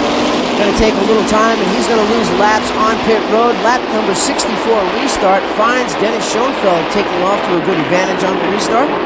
Yeah, he definitely did. He did a good job of keeping his tires clean. He didn't spin the wheels coming to the green, and look at what happened. He got a great jump. Good 2x2 battle with Ross Kenseth and Roger Lee Newton going side by side. Roger Lee Newton, a lot of laps here at Concord, actually won a championship in the truck division. Moved on to the UARA late models, finishing second in the points a few years back, and now steps it up to the super weights. Yeah, he came on strong in that UARA. I had the pleasure of racing against him a couple times in the UARA and on the NASCAR late model tour, so definitely a lot of talent in that seat of the 33 car, and it's glad to see that he's got somebody behind him that's willing to give him the extra dollars to go big time racing. I'll tell you what, another driver that's been very impressive out there with very little experience is the number 25 of Ross Kenseth. And Kenseth is going to look to the inside of Newton going into turn number 1. They're side by side battling it out, but Roger Lee using that momentum on the high side. Yeah, he's hanging tough out there. He's going to drive that thing deep down into turn 3. He's going to keep Ross behind him, but looks like Ross has got a heck of a car. He can get a great run, and he's going to dive down to the bottom, getting into turn 1. Rob, traditionally in circle track racing, you always want to get to the bottom and pass him down on the bottom underneath. When someone gets underneath you, even the fans watching already suspects that he's going to get the spot. But not here at Concord. You can really use that outside groove to battle back. Absolutely. It goes back to what you said, the circle track. This place is not a circle by any means. It's more shaped like a D. If you look at an aerial view, it's got downhills, it's got uphill, it's got all kinds of different characteristics. So you don't race this racetrack like you would any place else. You've got to set your car up where you're a little bit free going through the dogleg, and you got a good bite, forward bite coming off the forward, so that allow you to put the throttle down and you can get underneath the car, because it is super hard to race with that dogleg side by side, as you can see. Drivers always talk about getting into a rhythm out there, finding the rhythm on the track. This racetrack, they always say, is a rhythm racetrack. How hard is it to stay in that rhythm as the race is going? If you're racing like you see right here, you got some hard racing going on, it's difficult to be in a groove, because you got somebody pressuring you. They're going to dive to the inside. The spotter's going to key up. He's going to tell you looking inside. It's hard to stay in a rhythm. Where if you're leading, or if you've got a good gap around the cars that you're racing, as you see Kenseth does right there, you can start getting into your own on the gas, off the gas, ease in, ease off, light brake. You can get into that whole rhythm thing at this place, and you're going to find it's going to pick you up in time, because you're more racing the racetrack here than you are anything else. If you're just patient with your equipment, you don't abuse your stuff, you'll actually see cars coming towards you towards the end of a long race like this. Good battle within the top 10. That's the 33 of Roger Lee Newton. He's being chased by the 15 of Colt James. And here's your leader coming back down to the stripe to put another lap up on the board. That's Dennis Schoenfeld. Originally an Arkansas native, he's got Michael Pila right behind him in that white number 4. And Pila has put on a strong race all day long. Both of these drivers looking for their very first CRA Super Series win. Yeah, they're both doing a great job, like you said. Two different grooves. You see the 43 car Schoenfeld using the bottom side. He's not really up against the wall, so maybe he's found something with his car that gives him some speed. And he's showing a little bit of spark going through the dogleg, which means he's running that thing awfully low and awfully soft with his springs, letting that chassis bottom out and let the tires work. Race car drivers say that they drive a race car with your feet as well as your hands. How much throttle control do you use around this racetrack? This place is all rhythm. You got to be super smooth with that gas pedal. The only time you can really beat up the gas pedal is in qualifying. If you ran out and you did your qualifying lap and you think you did a good lap, or you think you might have left a little bit out there, you're going to end up finding yourself back 15th or 20th. But after your qualifying lap, if you come in and you say, man, I can't believe that thing's stuck, you're going to be in the top 5. Top 3 coming off turn number 3 right now. Actually, it's the top 4 with Ross Kenseth sneaking up there in the mix.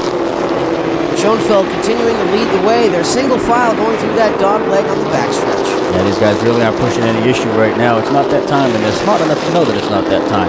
See a little bit of pressure going on the back of the 4 car by the 23, saying, hey man, I'm back here. Let's get moving. Let's get that leader. And Rob, it's such a chilly night here at the racetrack. I mean, we've got temperatures that are in the low 40 degrees. How much does that affect tire grip here? That's huge because it goes back to the restarts.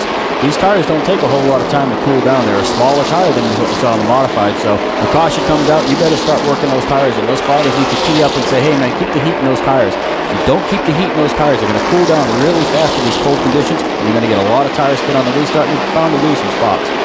Top 4 on a breakaway from 5th spot. Roger Lee Newton runs in 5th. 6th spot is Colt James. Looking at the rest of the field as they come across the stripe. Laps are clicking away here at the North-South Shootout, and is this another point of the race where you have to get in that rhythm like you were talking about and just run some laps out and not push the car?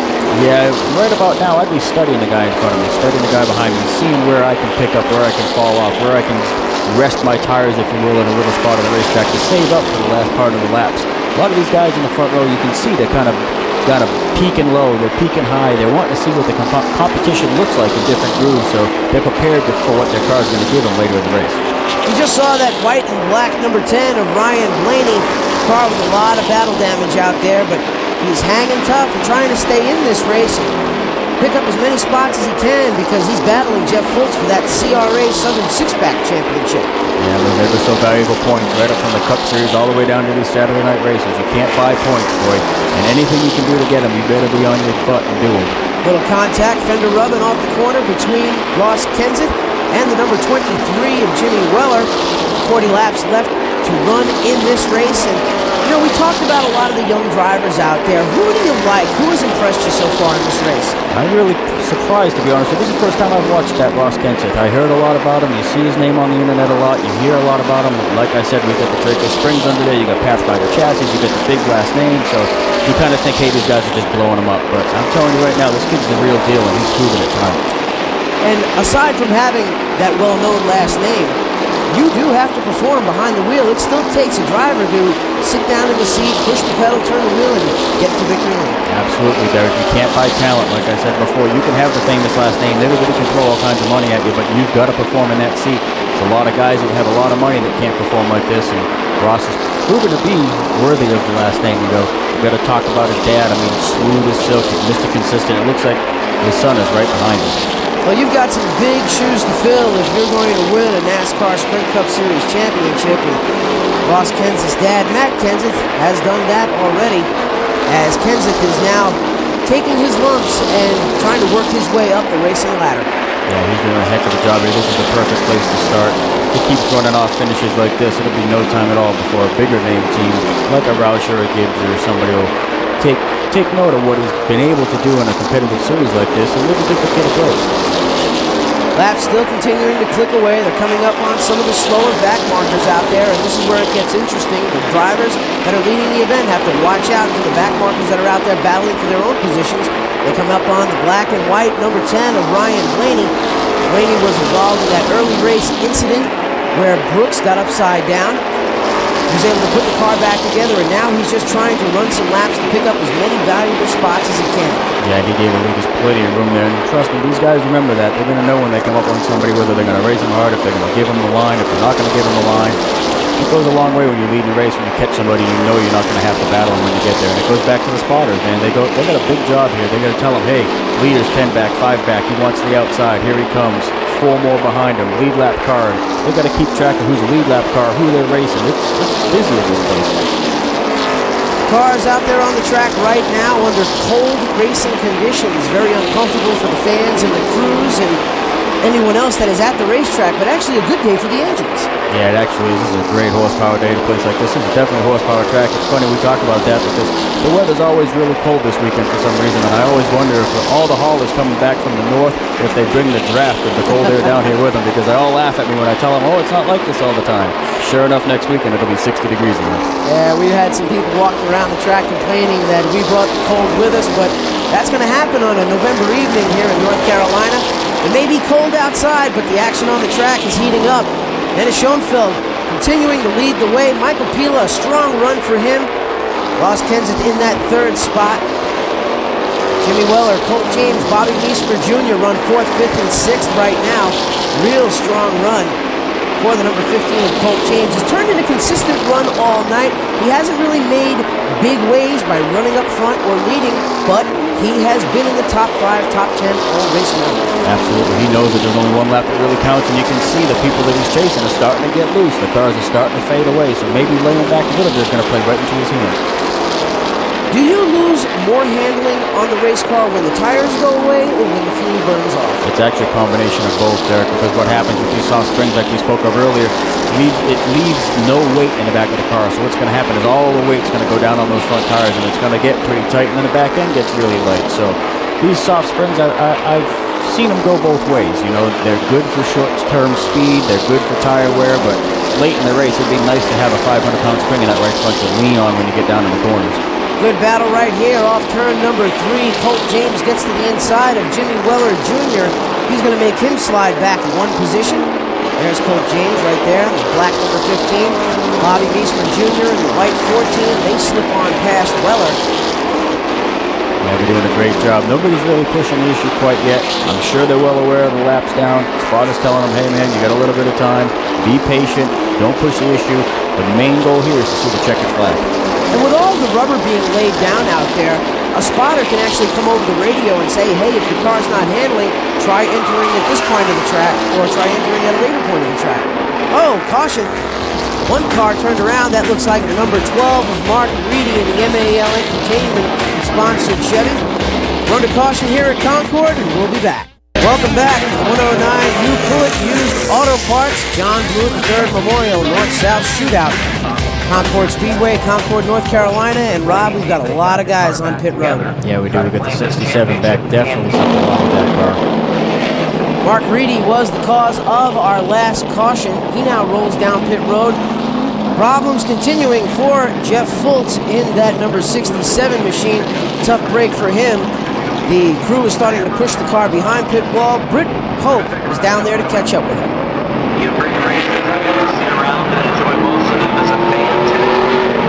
Well, we are assured there's no repeat winners tonight in the North-South Shootout. We saw Burt Myers have trouble in the shootout race, and unfortunately the same thing happened to you tonight, Jeff Fultz.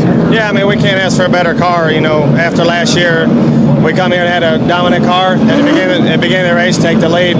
We just had a spindle failure, and we've been seeing a lot of that, and it won't ever happen again. But the guys gave me a great car, Ware Creek Diamond Concrete Polishing, Hamke race cars, AP brakes, Pro Shocks. I mean, we just kind of sit there and ride, got the lead, and just sat there and ride, and then we were going to pit and got our tires, but the car just started getting tight and bottoming out, and we just broke the suspension part. It's all brand new car, so I don't know. It's kind of odd. You know, we come here to win, been fast all weekend. Can't thank the guys enough, and the motor was awesome. Ford Racing really, you know, we really wanted to come here and win. I put a lot of emphasis to come here, and the guys worked hard in the shop, and, you know, just can't thank, you know, Ware Creek Racing and Curtis Venable, and we'll just get them next time. Well, Rob, it just goes to show you it doesn't matter how good your equipment is. No one is immune from parts breaking. Yeah, those guys definitely did their job. They had a fast car. They had the car to beat. Jeff ran a great race, but like you said, there's nothing he can do about a broken part. All they can do is regroup and come back again. 102 laps in the record books, and your new leader is Michael Pila. He gets past Dennis Schoenfeld. Actually, Dennis Schoenfeld almost getting the freight train to the top side of the track. Colt James trying to sneak on in there to follow Ross Kenseth.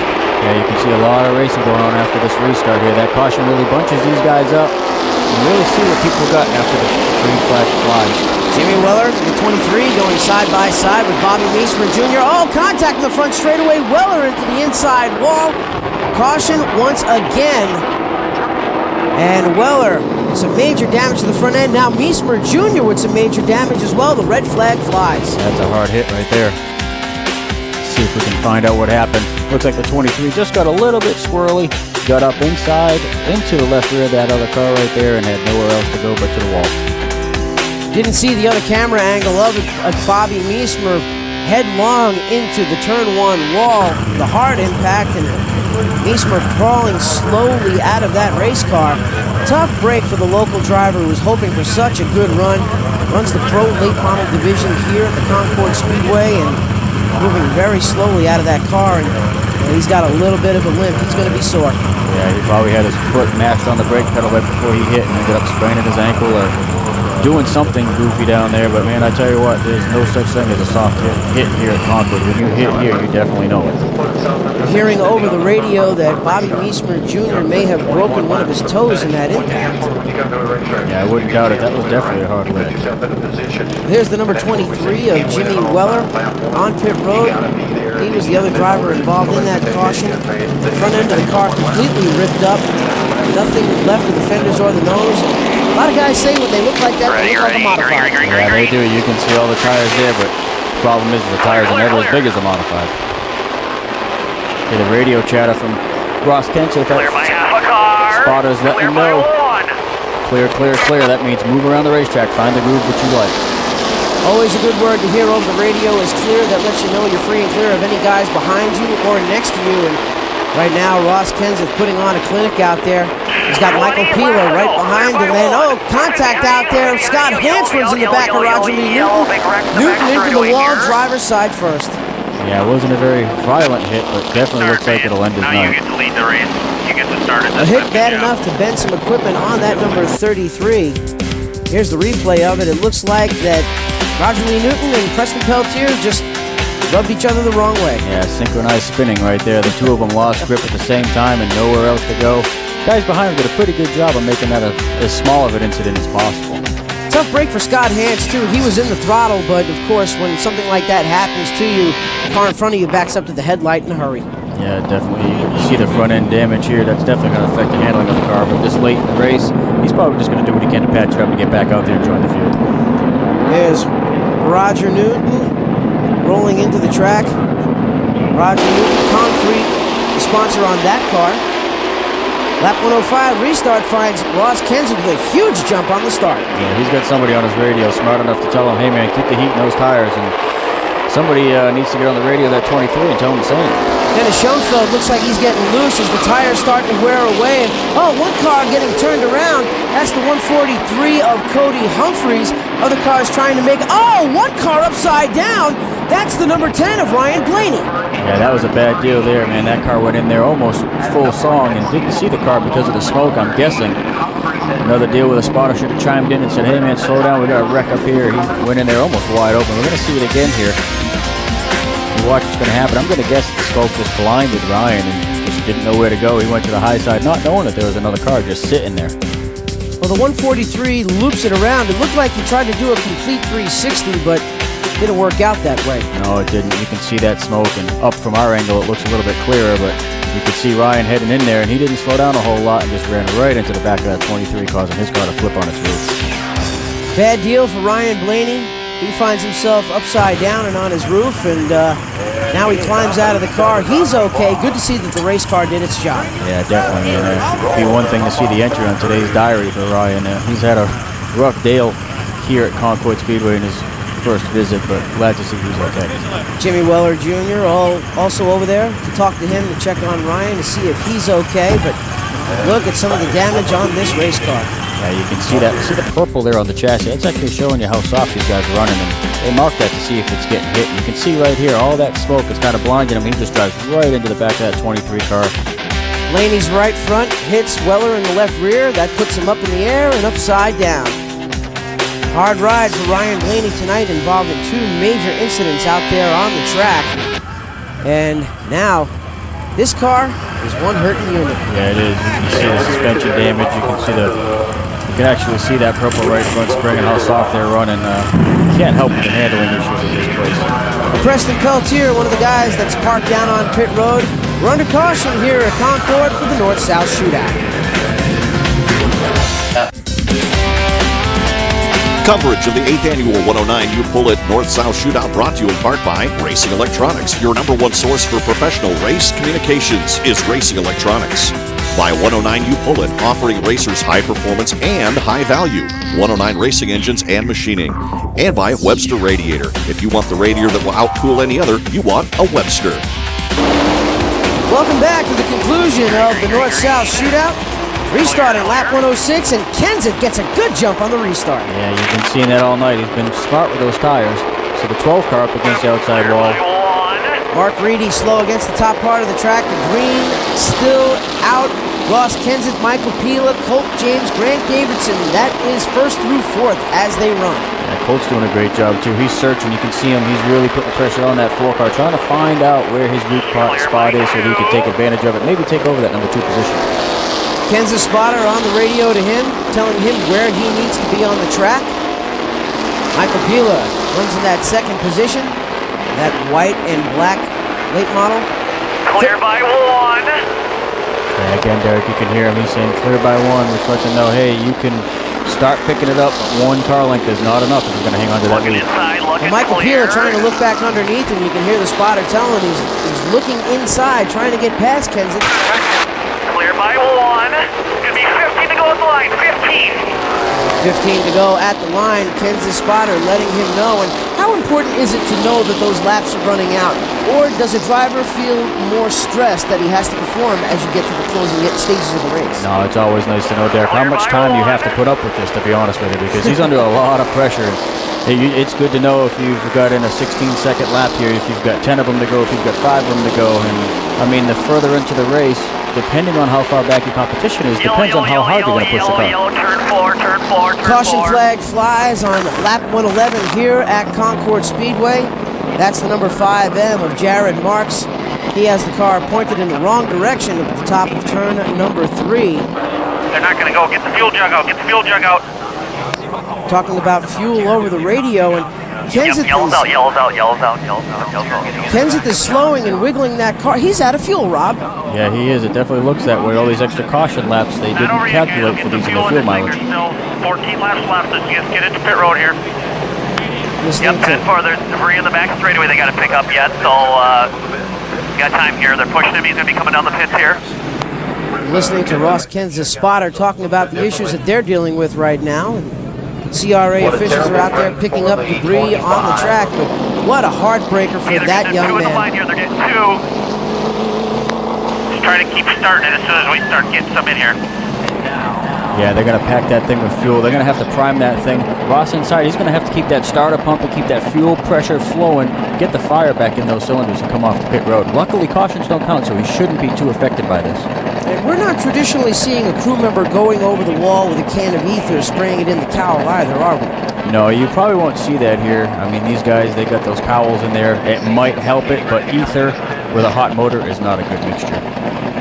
Well, more fuel going into the number 25 of Ross Kenseth. Heartbreaker for him.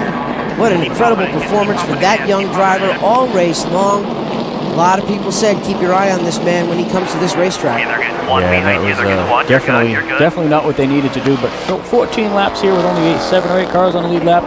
This could be a heck of a show to the end.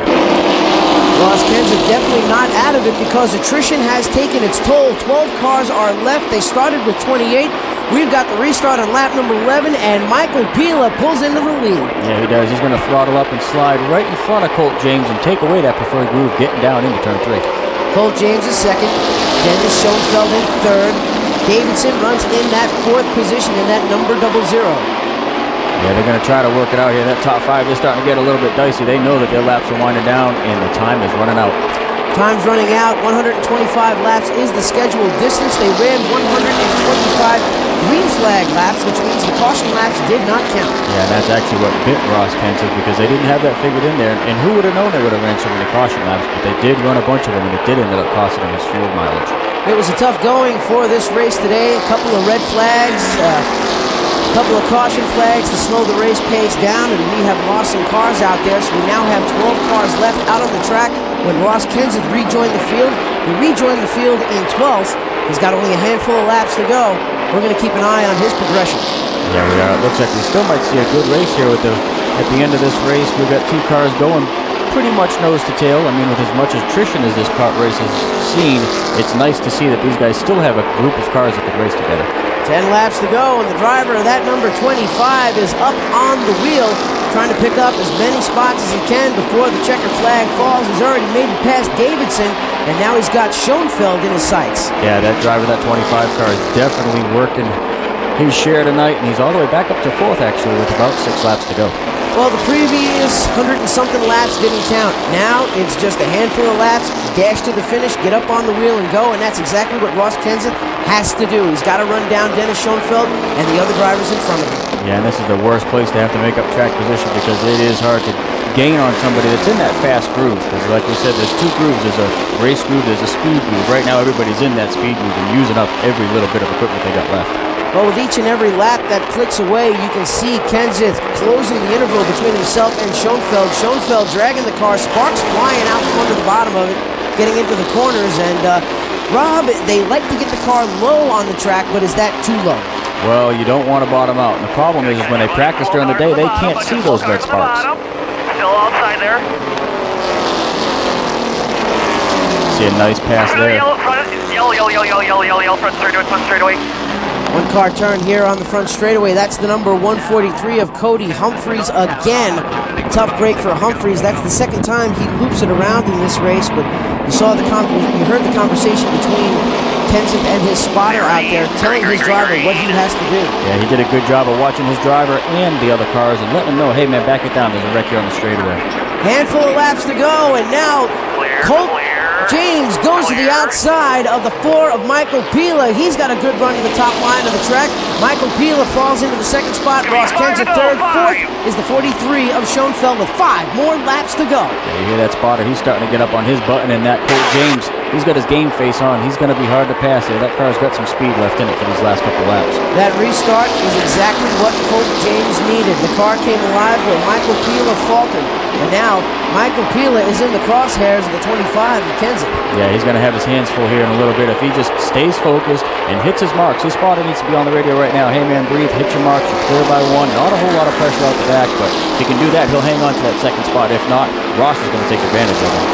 3 more laps to go. That finds the number 15 of Colt James out in front. And Colt James knows how to get around Concord. He actually started at the little quarter mile off turn number 2, racing Legends and Bandolero cars, and just like any other young driver, he worked his way up. And now, Rob, we've got 2 more laps to go. Yeah, we do. Colt just gave a little bit of a glance into his rearview mirror right there.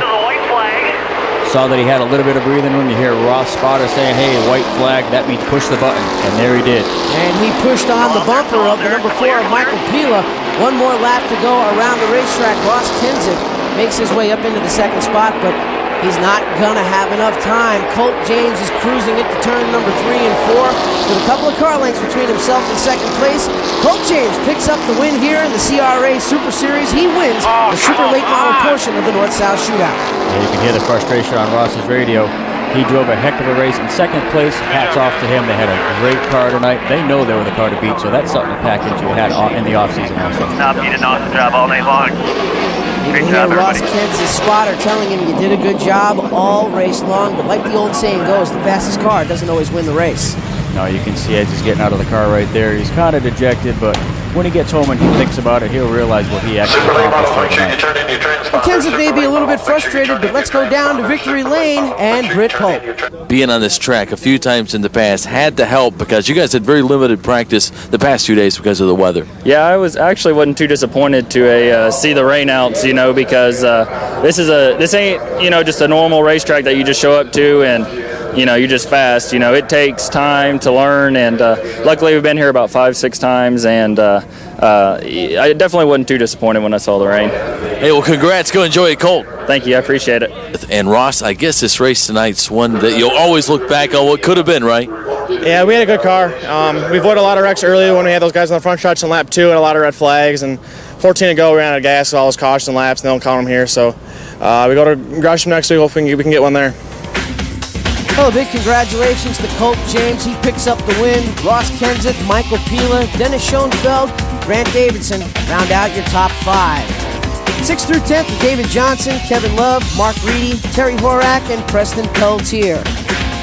11th, Cody Humphreys. Other notables in the race were Roger Lee Newton in the 14th spot, Scott Hansen the 15th position. Ryan Blaney still with a tough run, comes back to the 17th spot. He wins the Southern Six-Pack Championship, so a big congratulations to the driver of the number 10. Other notables were Corey Williams and Randy Gentry. Gentry, the former All-Pro driver. Joey Coulter from the ARCA Series joining us. He finishes 26th, and rounding out the field was the 28 of Matt Brooks. Hey, if you like rubbing and racing, you had to love this 8th edition of the 109 You Pull It North-South Shootout from Concord, North Carolina. Hey, continue to follow the events all year and learn about the 9th annual North-South Shootout coming next year at northsouthshootout.com. Hey, thanks for watching. Well, congratulations to Colt James for his win in the Super Late Models, and congratulations to all of the winners here this weekend. For Chris Zacharias and Britt Pope, for my colleague Rob Fuller joining me in the booth, I'm Derek Perniciglio saying we'll see you for North-South Shootout 2011.